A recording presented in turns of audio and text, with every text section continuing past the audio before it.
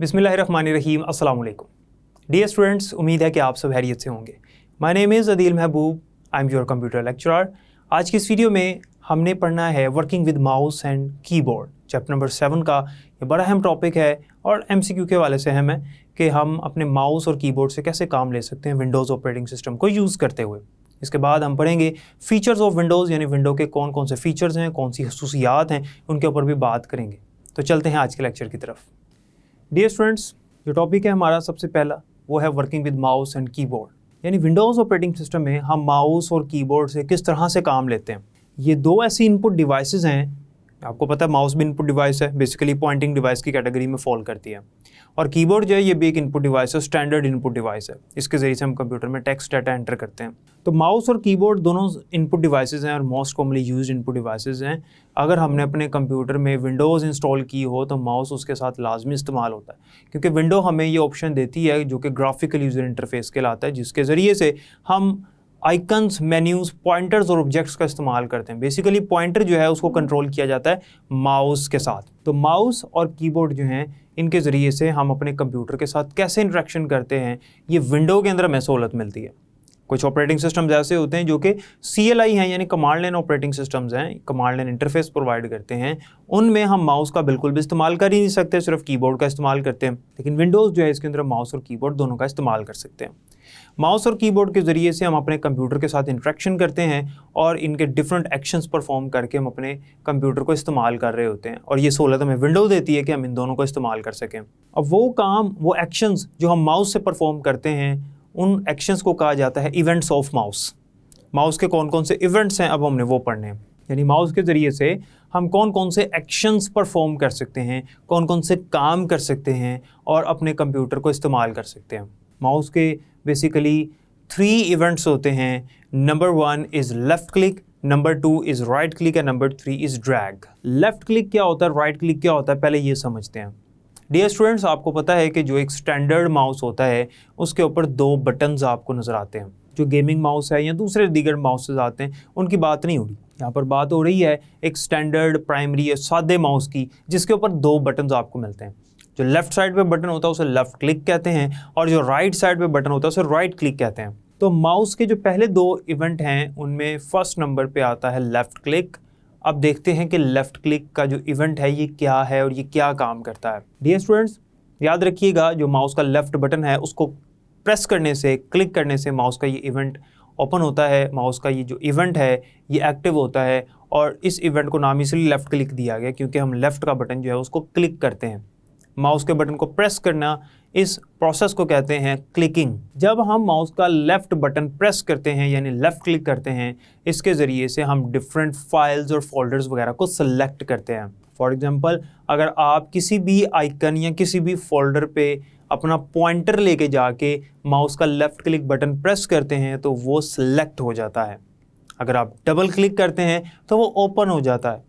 यानी कोई command activate करने के लिए, कोई ऑप्शन सेलेक्ट करने के लिए, किसी भी आइकन को सेलेक्ट करने के लिए हम लेफ़्ट क्लिक का बटन प्रेस करते हैं। इसके बाद हमारे पास जो माउस का सेकंड इवेंट है दैट इज़ राइट क्लिक। इसका भी आपको अंदाज़ा हो गया होगा कि माउस का जो राइट बटन होता है उसको प्रेस करना राइट क्लिकिंग कहलाता है। राइट क्लिक के ज़रिए से हम किसी भी आइकन, किसी भी फोल्डर, किसी भी फाइल की प्रॉपर्टीज़ में जा सकते हैं।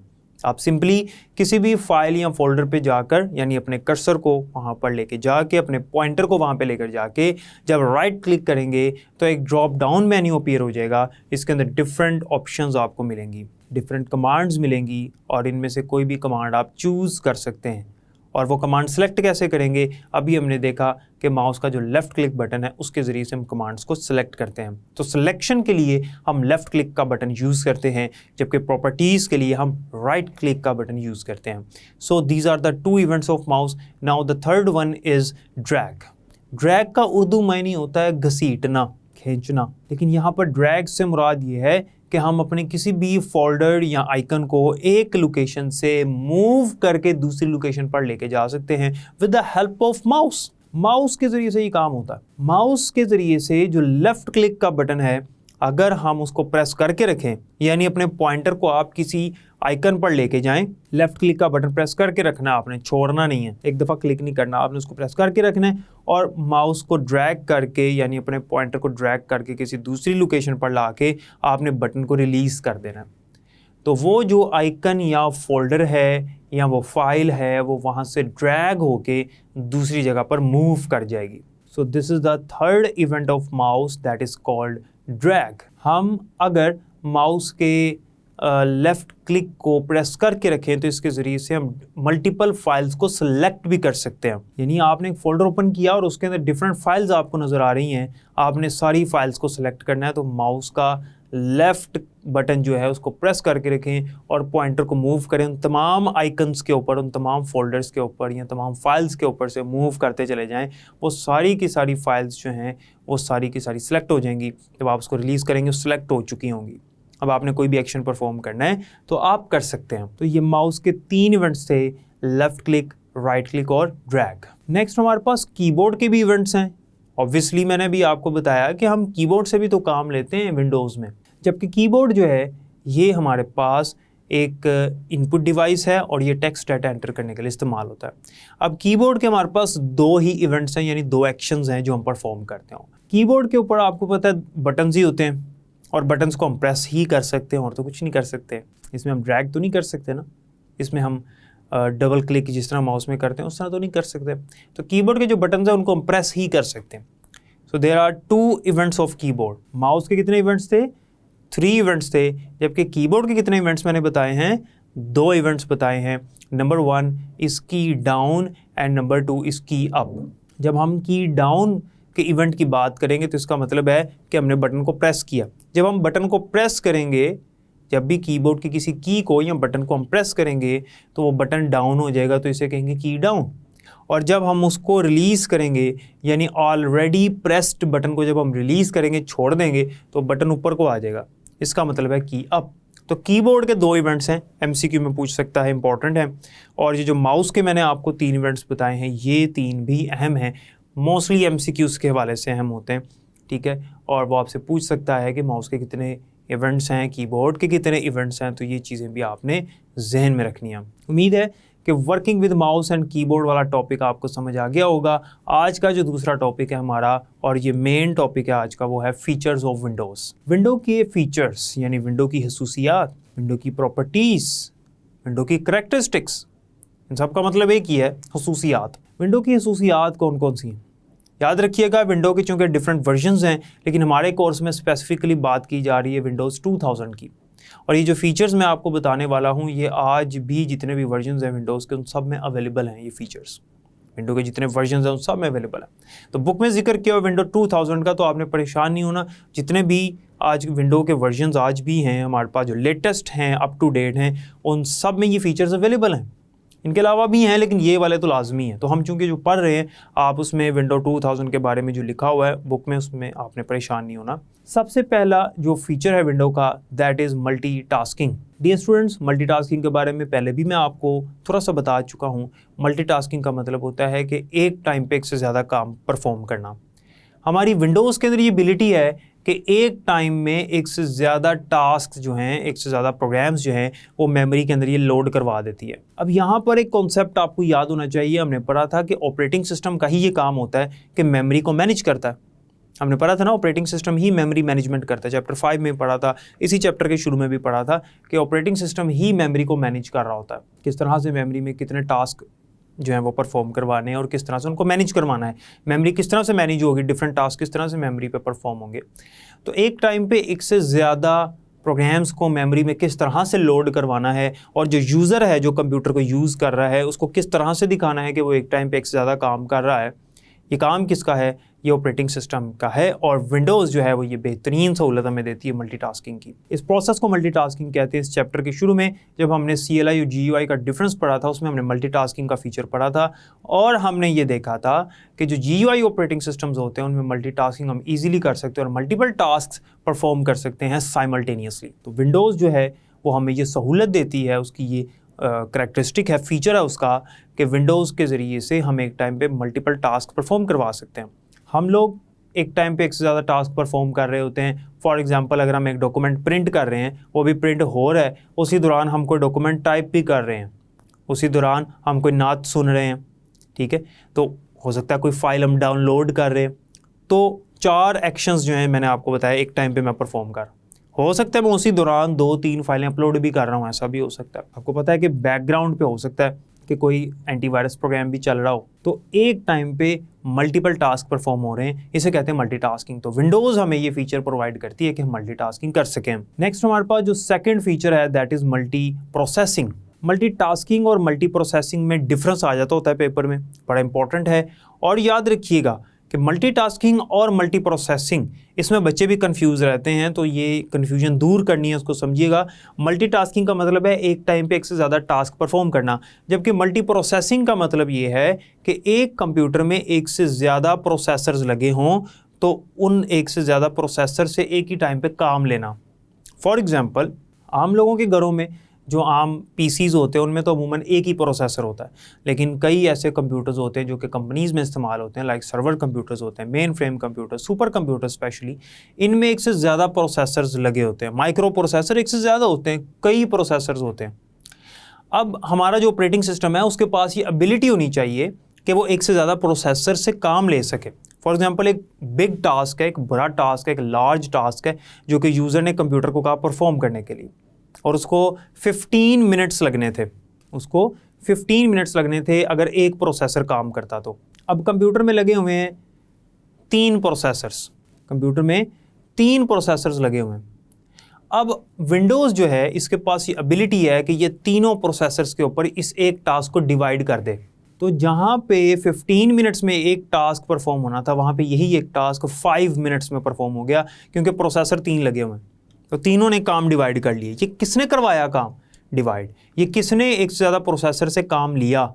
ये विंडोज़ के पास एबिलिटी है कि मल्टी प्रोसेसिंग कर सकती है। अगर हमारे कंप्यूटर में ऐसा ऑपरेटिंग सिस्टम हुआ हो जो कि मल्टी प्रोसेसिंग ऑपरेटिंग सिस्टम है ही नहीं, उसके पास फीचर ही नहीं है मल्टी प्रोसेसिंग का, और प्रोसेसर एक से ज़्यादा लगे हुए हैं, तो वो एक टाइम पे एक ही प्रोसेसर से काम करवाएगी। वो जो ऑपरेटिंग सिस्टम है वो एक ही प्रोसेसर से काम लेगा, बाकी प्रोसेसर आइडल बैठे रहेंगे। इसका मतलब ये है कि हमारा ऑपरेटिंग सिस्टम भी, अगर हमारे कंप्यूटर में प्रोसेसर एक से ज़्यादा लगे हैं, मल्टीपल प्रोसेसर्स हैं, तो ऑपरेटिंग सिस्टम के पास भी मल्टी प्रोसेसिंग की फैसिलिटी होनी चाहिए। तो विंडोज़ जो है ये मल्टी प्रोसेसिंग ऑपरेटिंग सिस्टम है, ये एक फीचर है। तो अगर हमने एक कंप्यूटर में एक से ज़्यादा प्रोसेसर्स लगाए हैं और विंडो को इंस्टॉल किया हुआ है, तो वो जानती है कि मैंने किस तरह से मल्टीपल प्रोसेसर से काम लेना है।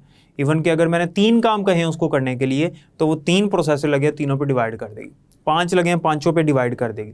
उस काम के कंपोनेंट्स, यानी वो जो टास्क है, एक बड़ा टास्क है, उसको कंपोनेंट्स में डिवाइड कर दिया जाएगा, और वो कंपोनेंट्स जो है डिफरेंट प्रोसेसर्स को अलॉट कर दिए जाएंगे। उसके बाद आता है हमारे पास मल्टी यूज़र ऑपरेटिंग सिस्टम। याद रखिएगा, Windows is a multi user operating system.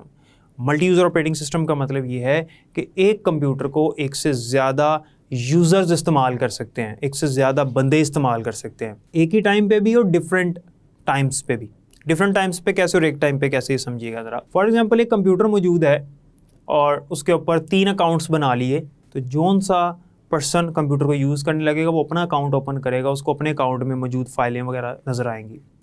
दूसरा बंदा जब अपना अकाउंट ओपन करेगा, उसकी बारी आएगी कंप्यूटर यूज़ करने की, तो अपना अकाउंट ओपन करेगा, आईडी पासवर्ड लगाएगा, तो उसको अपनी सेटिंग्स वगैरह मिलेंगी। तो सेटिंग हर किसी की अपनी, कंप्यूटर एक है, ऑपरेटिंग सिस्टम भी एक है। डिफरेंट टाइम्स पे एक ही ऑपरेटिंग सिस्टम को इस्तेमाल करना जो कि डिफरेंट लोग इस्तेमाल कर रहे हैं, यानी मल्टीपल यूज़र्स इस्तेमाल कर रहे हैं, इसलिए इसको मल्टी यूज़र ऑपरेटिंग सिस्टम कहते हैं। अब सवाल ये है कि एक ही टाइम पे 2 या 3 लोग एक कंप्यूटर को कैसे इस्तेमाल कर सकते हैं। इसकी मिसाल समझिएगा ज़रा। हमारे जो सर्वर कंप्यूटर्स होते हैं, जो कंप्यूटर एक ही पड़ा हुआ है, डाटा उसका एक ही है, लेकिन उसको एक टाइम पे हज़ारों लाखों लोग इस्तेमाल कर रहे होते हैं। फॉर एग्ज़ाम्पल यूट्यूब का जो सर्वर कंप्यूटर है, उसके ऊपर एक वीडियो पड़ी है, अगर उस एक वीडियो को 10 लोग देख रहे हैं कि टाइम पे, देख सकते हैं ना। कभी ऐसा नहीं हुआ कि हमने किसी वीडियो पे क्लिक किया तो वो कहे कि भाई इस वीडियो को एक बंदा देख रहा है, ये देख लेगा तो आपकी बारी आएगी। ऐसा कभी भी नहीं होता। उसकी वजह ये है कि उस सर्वर के ऊपर जो ऑपरेटिंग सिस्टम इंस्टॉल्ड है वो एक मल्टी यूज़र ऑपरेटिंग सिस्टम है। वो एक टाइम पे डिफरेंट यूज़र्स को अलाउ कर रहा है कि वो एक कंप्यूटर को यूज़ कर सकें। तो विंडो के अंदर ये सहूलत है कि ये मल्टी यूज़र ऑपरेटिंग सिस्टम है, एक ही टाइम पे और डिफरेंट टाइम्स पे एक से ज़्यादा लोग उसको इस्तेमाल कर सकते हैं। उस कंप्यूटर को, जिस कंप्यूटर पे विंडोज़ ऑपरेटिंग सिस्टम इंस्टॉल होगा, विंडो का कोई भी वर्जन हो, उसके अंदर ये फीचर अवेलेबल है। नेक्स्ट आता है हमारे पास नंबर 4 पे, प्लग एंड प्ले।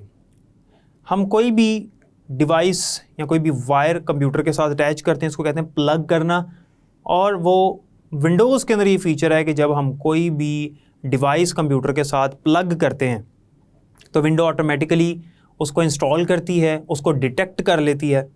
और विंडोज़ ऑपरेटिंग सिस्टम के अंदर ये फैसिलिटी है कि अगर कंप्यूटर में उसका ड्राइवर मौजूद है, उस ड्राइवर को खुद ही सर्च करके इंस्टॉल कर लेती है और वो जो डिवाइस है वो प्ले हो जाती है। हमें उसका ड्राइवर सर्च करने की ज़रूरत नहीं पड़ती। और अगर हमारे कंप्यूटर देखें, कुछ ड्राइवर्स ऐसे होते हैं जो कि विंडोज़ में पहले से अवेलेबल हैं, पहले से प्री इंस्टॉल्ड होते हैं, बाय डिफ़ॉल्ट होते हैं, तो हमें इंस्टॉल करने की ज़रूरत नहीं पड़ती। विंडो खुद ही उसको सर्च करके उस डिवाइस को प्ले कर देती है। आपने देखा होगा जब हम USB कंप्यूटर के साथ लगाते हैं, हम कुछ नहीं करते, ऑटोमेटिकली वो USB ओपन होकर सामने आ जाती है। मोबाइल अटैच करते हैं, कुछ भी नहीं करते, वो मोबाइल सामने जो भी उसके अंदर फाइल्स वगैरह हैं वो हमारे सामने आ जाती हैं। इसे कहते हैं प्लग एंड प्ले, कि हमने प्लग किया, उसने खुद ही प्ले कर दिया। लेकिन फिर भी कुछ ऐसी डिवाइसेस हैं जो हम लगाते हैं कंप्यूटर के साथ, तो उनके ड्राइवर्स विंडो में पहले से अवेलेबल नहीं होते, हमें उनको खुद से इंस्टॉल करना पड़ता है। लास्ट पे है नेटवर्किंग का फीचर। विंडोज़ के जितने भी वर्जन्स हैं, विंडोज़ NT के बाद उसके अंदर नेटवर्किंग के फीचर्स हैं, यानी वो कंप्यूटर्स जिनके अंदर विंडोज़ ऑपरेटिंग सिस्टम इंस्टॉल्ड है, उन कंप्यूटर्स को हम नेटवर्क के साथ कनेक्ट कर सकते हैं, इंटरनेट के साथ कनेक्ट कर सकते हैं और डिफरेंट ऑप्शंस हमें मिलते हैं, डिफरेंट सेटिंग्स हम कर सकते हैं, ट्रबल शूटिंग कर सकते हैं। विंडोज़ के अंदर पहले से ये ऑप्शंस मौजूद हैं कि हम नेटवर्क बना सकें और नेटवर्क की डिफरेंट सेटिंग्स भी कर सकें। So these are the features of Windows operating system. Dear students, तो जैसा कि आपने देखा कि हम किस तरह से माउस के इवेंट्स को परफॉर्म करते हैं और कीबोर्ड के इवेंट्स को डेली रूटीन में भी हम परफॉर्म कर रहे होते हैं। और हमने पढ़ा कि हमारे विंडोज़ के कौन कौन से फीचर्स हैं, कौन कौन सी करैक्टरिस्टिक्स हैं। उम्मीद है कि आज के लेक्चर की आपको समझ आ गई होगी। बाकी इंशाल्लाह हम नेक्स्ट लेक्चर में डिस्कशन करेंगे। अपना बहुत ख्याल रखिएगा। अल्लाह हाफ़िज़।